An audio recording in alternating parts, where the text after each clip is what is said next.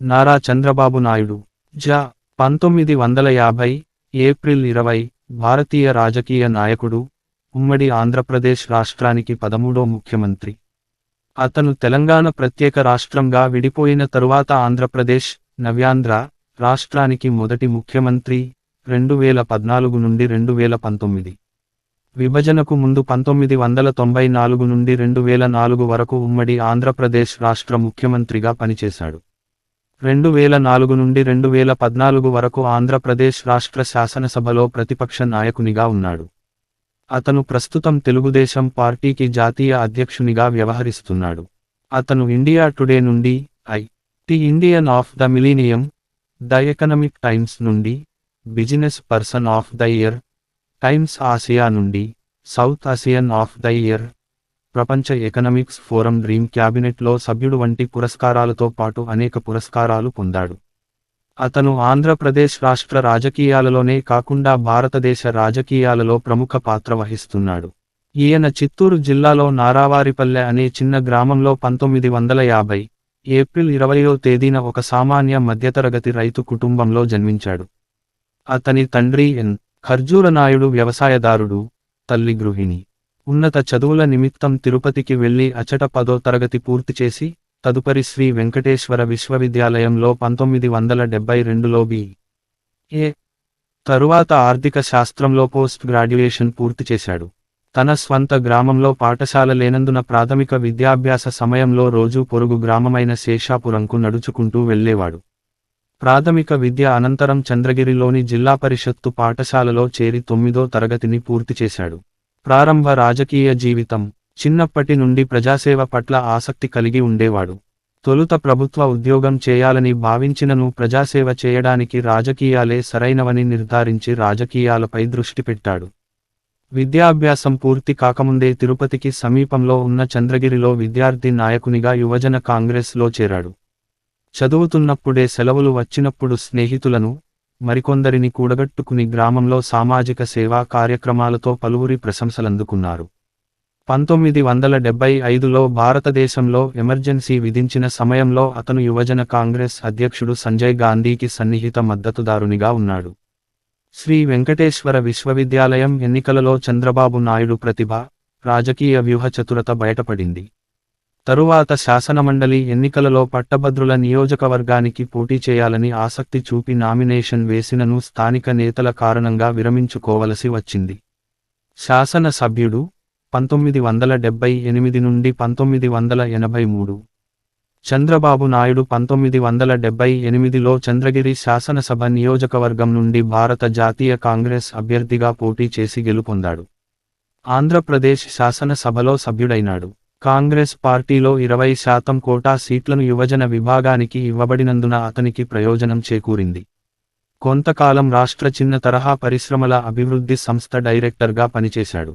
కొంతకాలం తరువాత ఆంధ్రప్రదేశ్ ముఖ్యమంత్రి టంగుటూరి అంజయ్య మంత్రివర్గంలో సాంకేతిక విద్య, సినిమాటోగ్రఫీ మంత్రిగా తన 28వ ఏట నియమితులయ్యాడు. కాంగ్రెస్ క్యాబినెట్లో తక్కువ వయసు గల మంత్రిగా గుర్తింపు పొందాడు. 1980 నుండి 1983 వరకు రాష్ట్ర సినిమాటోగ్రఫీ, సాంకేతిక విద్య, పశు సంవర్ధక శాఖ, పాడి పరిశ్రమ, చిన్న తరహా నీటిపారుదల శాఖ మంత్రిగా పనిచేశాడు. సినిమాటోగ్రఫీ మంత్రిగా అతను ప్రముఖ తెలుగు సినిమా నటుడు నందమూరి తారక రామారావు దృష్టిలో పడ్డాడు. 1981 సెప్టెంబర్ 10న ఎన్.టి. రామారావు 3వ కుమార్తె నందమూరి భువనేశ్వరిని వివాహమాడాడు. తెలుగుదేశం పార్టీ. ఇవి కూడా చూడండి. తెలుగుదేశం పార్టీ. నందమూరి తారక రామారావు తెలుగుదేశం పార్టీని 1982 మార్చి 29న ప్రారంభించాడు. అప్పటి వరకు రాష్ట్రాన్ని ఏకపక్షముగా పాలిస్తున్న కాంగ్రెసు పార్టీకి ప్రత్యామ్నాయముగా ఒక ప్రాంతీయ పార్టీ ఉండాలనే ఆశయముతో స్థాపించాడు. ఎన్.టి.ఆర్. రాజకీయ పార్టీ తెలుగుదేశం పార్టీ స్థాపించినప్పటికీ చంద్రబాబు నాయుడు అందులో చేరలేదు. పార్టీ ఆదేశిస్తే మామపై పోటీకి సిద్ధం అంటూ ప్రకటించి అందరినీ ఆశ్చర్యపరచాడు. 1983 అసెంబ్లీ ఎన్నికలలో తెలుగుదేశం పార్టీ ఆంధ్రప్రదేశ్ శాసనసభలో అత్యధిక సీట్లు కైవసం చేసుకుంది.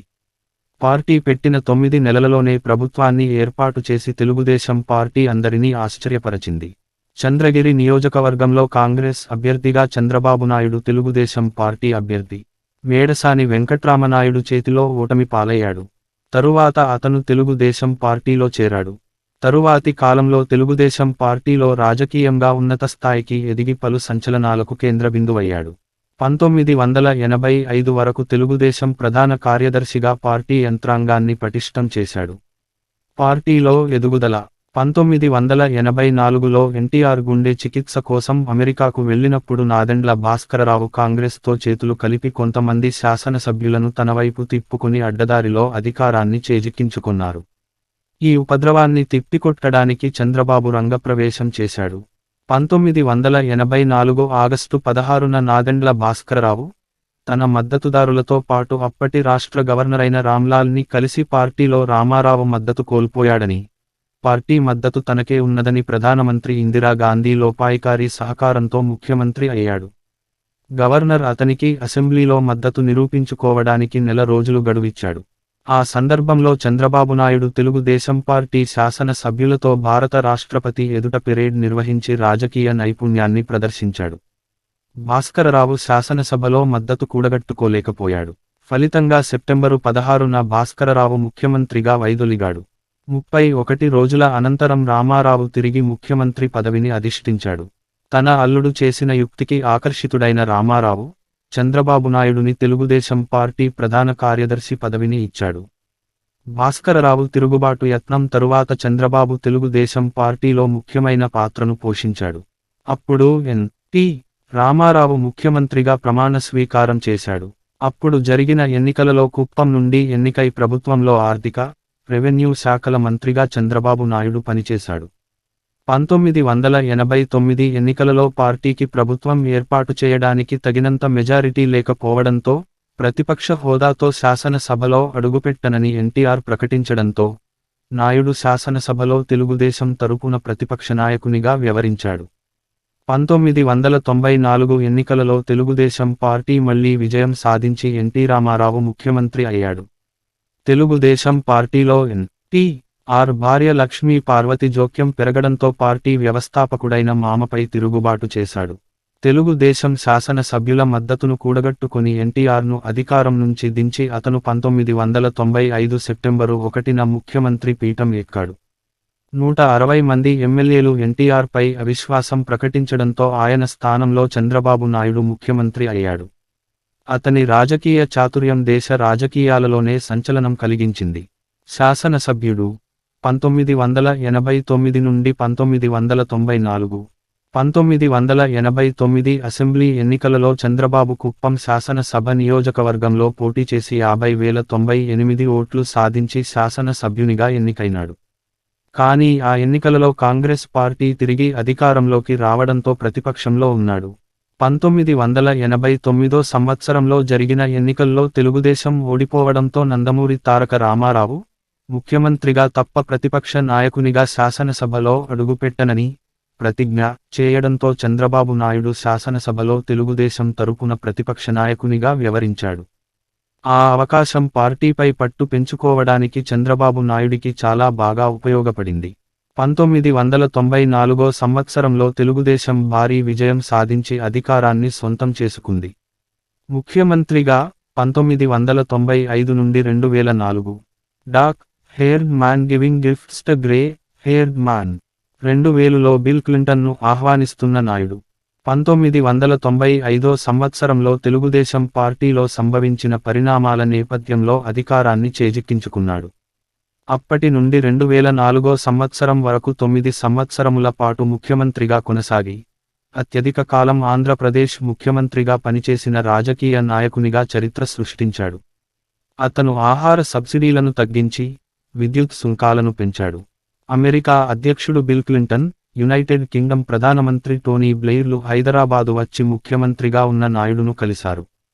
అమెరికన్ మ్యాగజైన్ టైమ్.కు చెందిన అపరిసిమ్ ఘోష్ కేవలం 5 సంవత్సరాలలో అతను గ్రామీణ వెనుకబడినతనం, పేదరికం ఉన్న ప్రాంతాన్ని భారతదేశ కొత్త సమాచార, సాంకేతిక కేంద్రంగా మార్చాడు అని తెలిపాడు. ఆ పత్రిక అతనిని south Asian of the year గా అభివర్ణించింది. విజన్ 2020 భవిష్యత్తు అవసరాలు, సమస్యలు ముందే గుర్తించి తాను విజన్ 2020 పేరుతో ఈ ప్రణాళికను రూపొందించాడు. దీనిని యు.ఎస్. కన్సల్టెంట్ మికిన్సీ అండ్ కంపెనీతో కలిసి కొన్ని ప్రతిపాదనలు చేశాడు. Middle aged man listening to young men. ముఖ్యమంత్రిగా చంద్రబాబు నాయుడు విద్యార్థులతో చర్చిస్తున్న దృశ్యం. సార్వజనీనమైన, తక్కువ ఖర్చుతో విద్య, ఆరోగ్యాన్ని అందించడం, గ్రామీణ ఉపాధి, చిన్న పెట్టుబడిదారులకు ప్రత్యామ్నాయంగా పెద్ద సంస్థలు. విజన్ 2020ను అమలు చేయడం ద్వారా నాయుడు రాష్ట్ర ఆరోగ్య సంరక్షణ, విద్యను ప్రైవేటీకరించాడు. ఇది పరోక్షంగా వ్యవసాయ భూముల నుండి చిన్న రైతులు పారదోలేందుకు, తద్వారా పశ్చిమ దేశాలలో వలె పెద్ద సంస్థల వల్ల వ్యవసాయం పెద్ద ఎత్తున చేయగలిగేందుకు దోహదపడింది. ప్రస్తుత పరిస్థితుల్లో వ్యవసాయం రైతులకు స్థిరమైన, లాభదాయకమైనది కాదని, రైతులు జీవనోపాధి కోసం ఇతర రంగాలను ఎన్నుకోవాలని తెలిపాడు. 2004 ఎన్నికలలో ఓటమి పాలవడానికి ఇది కూడా ప్రధాన కారణమైంది. సంక్షేమ కార్యక్రమాలు. 1995 సెప్టెంబర్ 1న ముఖ్యమంత్రిగా ప్రమాణ స్వీకారం చేసిన తరువాత, దశాబ్దాల తరబడి కార్యాలయాలకు పరిమితమైన ప్రభుత్వ ఉద్యోగులను ప్రజల వద్దకు పంపి ప్రజల వద్దకే పాలనను 1995 నవంబరు 1న ప్రారంభించాడు. ఆర్థిక అసమానతలు లేని ఆరోగ్యకరమైన, ఆనందదాయకమైన అభ్యుదయాంధ్రప్రదేశ్ నిర్మాణమే కర్తవ్యంగా ఎంచుకొని 1997 జనవరి 1న జన్మభూమి కార్యక్రమాన్ని రూపొందించాడు. అనేక సంక్షేమ పథకాలను చంద్రబాబు రూపొందించి అమలు చేశాడు. సాంకేతికాభివృద్ధిని అర్థం చేసుకొని 1998లో హైటెక్ సిటీని ప్రారంభించి, అనతి కాలంలోనే ఐటీ రంగంలో అగ్రగామిగా నిలబెట్టి ఆంధ్రప్రదేశ్కు ప్రపంచ స్థాయిలో గుర్తింపును తెచ్చారు. హైదరాబాద్ హైటెక్ సిటీ ఒక అంతర్జాతీయ సంచలనం. రాష్ట్ర ప్రజల్లో ప్రతి ఒక్కరూ పరిశుభ్రమైన వాతావరణంలో సంపూర్ణ ఆరోగ్యంతో జీవించాలనే సదాశయంతో 1998 సెప్టెంబర్ 10న పచ్చదనం, పరిశుభ్రత కార్యక్రమంలో దాదాపు 9.36 కోట్ల మొక్కలు నాటారు. ఎస్సీ, ఎస్టీ సంక్షేమానికి జస్టిస్ పున్నయ్య కమిషన్ ఏర్పాటు చేశాడు. బీసీలకు 33% స్థానిక సంస్థల రిజర్వేషన్లు చిత్తశుద్ధితో చేపట్టారు. జాతీయ రాజకీయాలపై ప్రభావం. 1996 లోక్సభ ఎన్నికల్లో ప్రాంతీయ పార్టీలకు పెద్ద సంఖ్యలో సీట్లు వచ్చాయి. ఆ ఎన్నికలలో కేంద్రంలో ప్రధానమంత్రులను ఎంపిక చేసిన కింగ్ మేకర్ గా మారాడు. కాంగ్రెసేతర పార్టీలను కూడగట్టడం, కేంద్రంలో ప్రభుత్వాలను ఏర్పరచడంలో చంద్రబాబు కీలక పాత్ర పోషించాడు. చంద్రబాబు ఇతర ప్రాంతీయ పార్టీల నేతలతో సంప్రదింపులు జరిపి కేంద్రంలో మొదటిసారి కాంగ్రెస్, బీజేపీలు లేని తృతీయ ఫ్రంట్ ప్రభుత్వ ఏర్పాటుకు మార్గం సుగమం చేశాడు. దీనికి బయట నుంచి మద్దతు ఇచ్చేలా కాంగ్రెస్ పార్టీని ఒప్పించాడు. ఇందులో భాగంగా దేవెగౌడ ప్రధాని అయ్యారు. ఆ తర్వాత దేవెగౌడను మార్చాలని కాంగ్రెస్ పట్టుపట్టడంతో, తదుపరి ప్రధానిగా ఐకే గుజ్రాల్ ఎంపికలో చంద్రబాబు ప్రముఖ పాత్ర పోషించాడు. ఈ రెండు సందర్భాల్లో వామపక్షాలు, ఇతర ప్రాంతీయ పార్టీలను ఐక్యంగా ఉంచడానికి జాతీయ కన్వీనర్గా చంద్రబాబు బాగా శ్రమించాడు. ఆ రెండుసార్లు చంద్రబాబునే ప్రధానిని చేయాలని ఆయా పార్టీలు ప్రయత్నించాయి. కానీ సొంత బలం లేకుండా మరెవరి మద్దతుతోనే పదవి తీసుకుంటే ఎక్కువ కాలం ఉండలేమని గుర్తించి సున్నితంగా నిరాకరించాడు. 1999 ఎన్నికల విజయం. 1999లో లోక్సభ మధ్యంతర ఎన్నికల్లో బీజేపీతో కలిసి టీడీపీ పోటీ చేసింది. 29 ఎంపీ సీట్లు సాధించి బీజేపీకి మద్దతిచ్చింది. 1999 శాసనసభ ఎన్నికలలో తెలుగుదేశం పార్టీ ఘన విజయాన్ని సాధించింది. రాష్ట్ర శాసనసభలో 294 సీట్లకు గాను 185 సీట్లను పొందింది. కేంద్రంలో బీ.జే.పీ ఆధ్వర్యంలోని ఎన్.డీ.ఏ సంకీర్ణ ప్రభుత్వంలో రెండవ అతిపెద్ద పార్టీగా అవతరించింది. ఎన్డీఏకి 2004 వరకు చంద్రబాబు జాతీయ కన్వీనర్గా ఉన్నాడు. అతను ముఖ్యమంత్రిగా రెండవసారి ప్రమాణ స్వీకారం చేశాడు. 2000 ఏప్రిల్, అక్టోబరు మధ్య మీరు కార్యక్రమాన్ని మొదలుపెట్టి భూగర్భ నీటి మట్టం పెంపుదలకు పాటుపడ్డారు. రైతు బజార్ల ఆవిర్భావం రాష్ట్ర చరిత్రలోనే ఒక నూతన అధ్యాయం. హైదరాబాదు అభివృద్ధి. Large round building with cross hatched superstructure. Hi tech city. హైదరాబాద్లో నాయుడు రత్న కిరీటం. ప్రధానంగా నగరాలు విదేశీ పెట్టుబడులకు ప్రత్యేకంగా information technology, biotechnology, health care, వివిధ అవుట్సోర్సింగ్ సర్వీసెస్ వంటి ముఖ్య విభాగాలపై దృష్టి పెట్టడం ద్వారా ఆంధ్రప్రదేశ్ రాష్ట్ర అభివృద్ధి కోసం చేసిన తన ప్రణాళికపై చర్చించాడు. తన లక్ష్య సాధన కోసం అతను bye bye Bangalore, hello Hyderabad నినాదాన్నిచ్చాడు. మైక్రోసాఫ్ట్ కార్పొరేషన్ హైదరాబాద్లో సాఫ్ట్వేర్ డెవలప్మెంటు సెంటర్ను స్థాపించింది. యునైటెడ్ స్టేట్స్ ఆఫ్ అమెరికాలోని సియాటెల్ నగరంలో ఉన్న సంస్థ తరువాత ఇది రెండవ కేంద్రం. నాయుడు ఇతర ఐటి కంపెనీలను IBM, Dell, Deloitte, computer associates and Oracle హైదరాబాదులో నెలకొల్పడానికి ప్రోత్సాహాన్నందించాడు. హైదరాబాదులో పెట్టుబడులు పెట్టడానికి గ్లోబల్ CEO లను ఒప్పించేందుకు కృషి చేశాడు.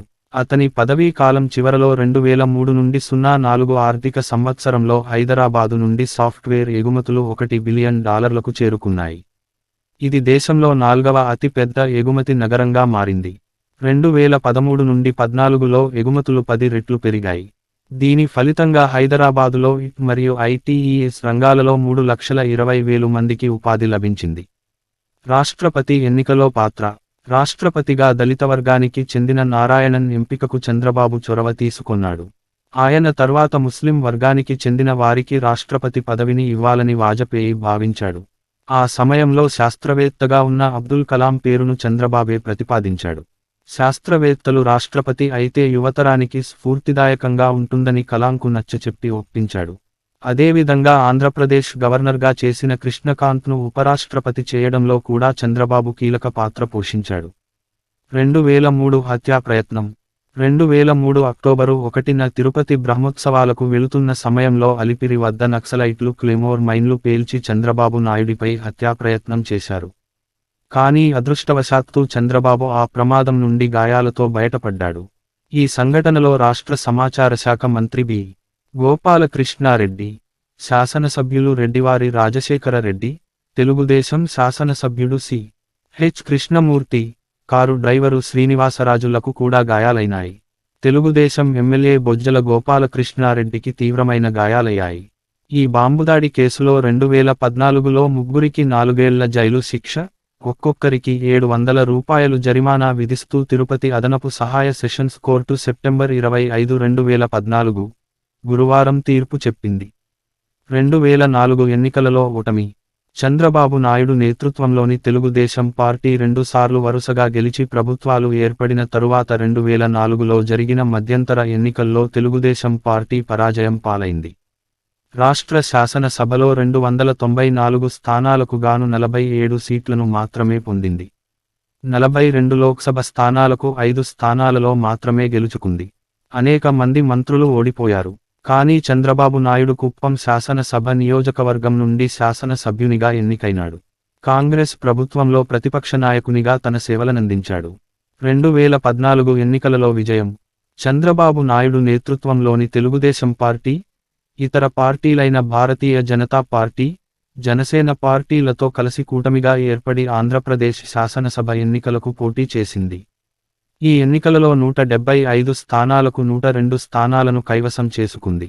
ఉమ్మడి ఆంధ్రప్రదేశ్ రాష్ట్రంకు 9 ఏళ్లపాటు ముఖ్యమంత్రిగా పనిచేసిన చంద్రబాబు, ఆంధ్రప్రదేశ్ రాష్ట్ర విభజనాంతరం జరిగిన సార్వత్రిక ఎన్నికలలో విజయం సాధించి 13 జిల్లాల ఆంధ్రప్రదేశ్, నవ్యాంధ్రకు మొట్టమొదటి ముఖ్యమంత్రిగా పనిచేశాడు.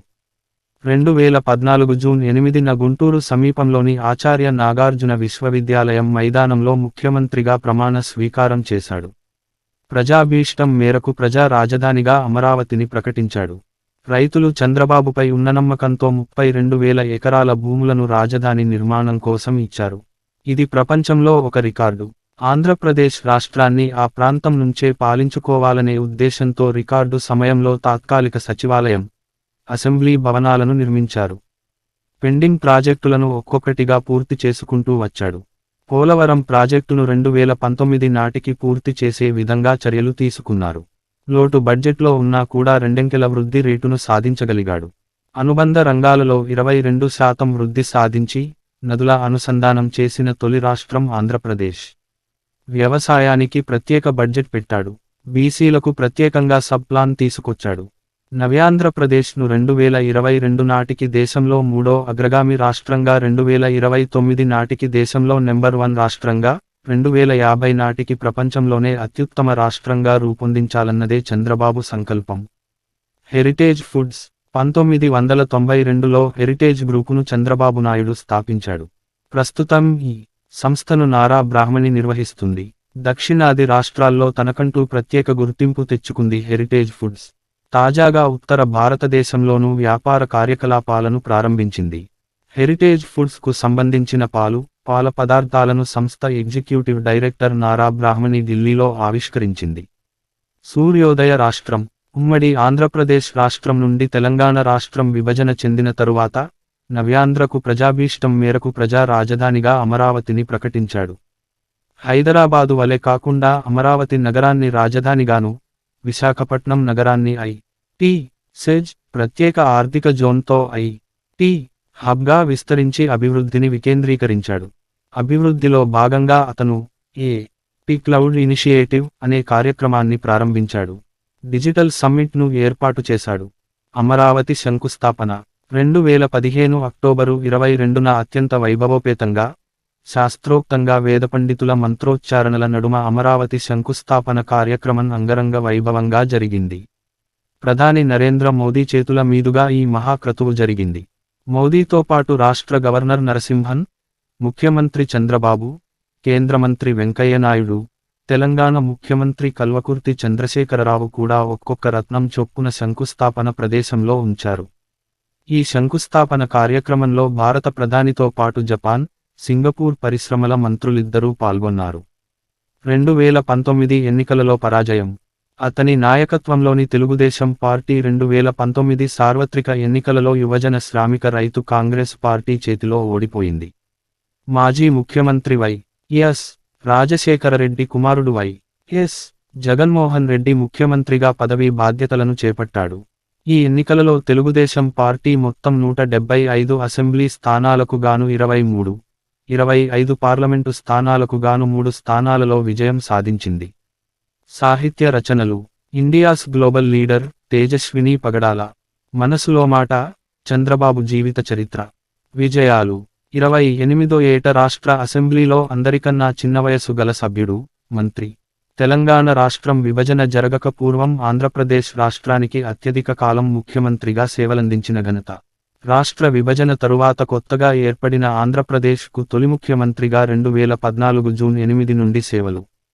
ఆంధ్రప్రదేశ్ శాసనసభలో అత్యధిక కాలం పరిపక్ష నాయకునిగా సేవలు. ఇండియా టుడే ద్వారా నిర్వహించిన ఓటులో ఇండియన్ ఆఫ్ ద మిలీనియంగా ఎంపిక. టైమ్ మ్యాగజైన్ ద్వారా south Asian of the year గా గుర్తింపు. ఎకనమిక్స్ టైమ్స్ నుండి business person of the year గా గుర్తింపు. సిఇఓ ఆఫ్ ఆంధ్రప్రదేశ్గా ఆయనను పిలుస్తారు. 2016 జనవరి 30న పూణే ఆధారిత సంస్థ భారతీయ ఛాత్ర సంసద్ MIT స్కూల్ ఆఫ్ గవర్నెన్స్తో కలిసి ఆదర్శ్ ముఖ్యమంత్రి పురస్కారం. మే 2017లో ట్రాన్స్ఫార్మాటివ్ చీఫ్ మినిస్టర్ అవార్డు. వివాదాలు, విమర్శలు: మే 2018లో టీటీడీ బోర్డులో జరుగుతోన్న అవకతవకలపై, ఆగమశాస్త్రాలకు విరుద్ధంగా జరుగుతోన్న పనులపై తాను నోరు మెదిపినందుకే ప్రభుత్వం తనపై కక్ష తీర్చుకుంటోందని రమణ దీక్షితులు సంచలన ఆరోపణలు చేశాడు. శ్రీవారి వంటశాలలోని నేలమాళిగలలో ఉన్న విలువైన ఆభరణాల కోసం జరిగిన తవ్వకాల వెనుక చంద్రబాబు హస్తముందని సంచలన ఆరోపణలు చేశాడు. 2015 ఓటుకి నోటు ఘటన: డబ్బు అందజేస్తూ తెలుగుదేశం నాయకులు దొరికిపోవటంతో ఈ ఓటుకి నోటు అనే అంశం బాగా పేరు పొందింది. తెలంగాణ అసెంబ్లీ నుంచి కౌన్సిల్కు జరిగే ఎన్నికల్లో ఒక నామినేటెడ్ శాసన సభ్యుని ప్రలోభపెట్టే ప్రయత్నం జరిగింది. తెలుగుదేశం శాసన సభ్యుడు రేవంత్ రెడ్డి స్వయంగా 50 రూపాయలు లక్షలు ఇస్తూ పోలీసులకు దొరికిపోయాడు. ఆయన్ని కోర్టు ముందు హాజరు పరిచి జైలుకి పంపించటం జరిగింది. తర్వాత అదే నామినేటెడ్ శాసన సభ్యునితో ఆంధ్రప్రదేశ్ ముఖ్యమంత్రి చంద్రబాబు నాయుడు సంభాషణ అన్న ఫోన్ సంభాషణలు నాటకీయంగా బయటపడ్డాయి. దీని ఫలితంగా చంద్రబాబు నాయుడు ఆంధ్రప్రదేశ్ రాజధానిని హైదరాబాదు నుండి ఆంధ్రప్రదేశ్కు మార్చటం, తెలంగాణలో తెలుగుదేశం పార్టీ బలహీనపడడం జరిగాయి. కొన్ని ఇన్ఫ్రాస్ట్రక్చర్ కంపెనీల నుండి ఆయనకు 118 కోట్లు వచ్చాయని, వాటిపై సరైన సమాచారం ఇవ్వాలని ఆదాయ పన్ను శాఖ షోకాజ్ నోటీసులను చంద్రబాబు నాయుడుకు జారీ చేసింది. ఈ మొత్తాన్ని బహిర్గతం కాని ఆదాయంగా పరిగణించరని ఆదాయపు పన్ను శాఖ చెబుతోంది. అతను ప్రాథమిక అభ్యంతరాలను తిరస్కరించిన తరువాత 2023 ఆగస్టు 4న సెంట్రల్ సర్కిల్ హైదరాబాద్ నుండి ఈ నోటీసు జారీ చేశారు. షాపూర్జీ పలోంజీ మరియు కో. ప్రైవేట్ లిమిటెడ్ ఎస్పీసీఎల్ తరపున డిసెంబర్ 2017 నుండి ఆంధ్రప్రదేశ్లో టెండర్ ప్రక్రియలో పాల్గొంటున్న మనోజ్ వాసుదేవ్ పార్థసాని నోటీస్లో ఎంవీపీగా ప్రస్తావించారు. చెందిన ప్రాంగణంలో సోదాలు జరిపారు. నవంబర్ 2019లో పార్థసాని అసోసియేట్స్ ప్రాంగణంలో సోదాలు జరిపిన తర్వాత చంద్రబాబు నాయుడుపై దర్యాప్తు ప్రస్తావన వచ్చింది. బూటకపు సబ్ కాంట్రాక్టర్ కంపెనీల ద్వారా నగదును సంపాదించడానికి, ఎస్పీసీఎల్ ద్వారా నిధులను స్వాహా చేయడానికి బోగస్ కాంట్రాక్ట్లు, వర్క్ ఆర్డర్లను సృష్టించినట్లు పార్థసాని అంగీకరించాడని నోటీసుల్లో పేర్కొంది. స్కిల్ డెవలప్మెంట్ స్కామ్ ఆంధ్రప్రదేశ్ రాష్ట్ర నైపుణ్యాభివృద్ధి సంస్థ ఏపీఎస్ఎస్డిసి లో జరిగిన అవినీతి కుంభకోణం కేసులో ఆయనను నేర పరిశోధన విభాగం సిఐడి పోలీసులు 2023 సెప్టెంబరు 9న నంద్యాలలో అరెస్ట్ చేశారు. ఆయన హయాంలో స్కిల్ డెవలప్మెంట్ స్కీమ్ పేరిట స్కిల్ డెవలప్మెంట్ స్కామ్ జరిగిందని ఆయన ఎదురకరుంటున్న ప్రధాన ఆరోపణలు. ఈ స్కామ్లో 241 కోట్ల రూపాయలు అవినీతి జరిగిందనే అభియోగాలు ఉన్నాయి. నారా చంద్రబాబు నాయుడుకు ఈ కేసులో న్యాయస్థానం 14 రోజుల రిమాండ్ విధించింది. కుటుంబం మరింత సమాచారం కోసం నందమూరి వంశవృక్షం చూడండి. నారా చంద్రబాబు నాయుడు ఎన్.టి. రామారావు కూతురు నందమూరి భువనేశ్వరిని పెళ్లి చేసుకొని నందమూరి కుటుంబంలో భాగమయ్యాడు. ఈయన ఏకైక సంతానం కుమారుడు నారా లోకేష్కు నందమూరి బాలకృష్ణ పెద్ద కుమార్తె బ్రాహ్మణితో వివాహం చేసి నందమూరి కుటుంబంతో మరింత అనుబంధం పెంచుకున్నాడు. వీరి కుమారుడు దేవాంశ్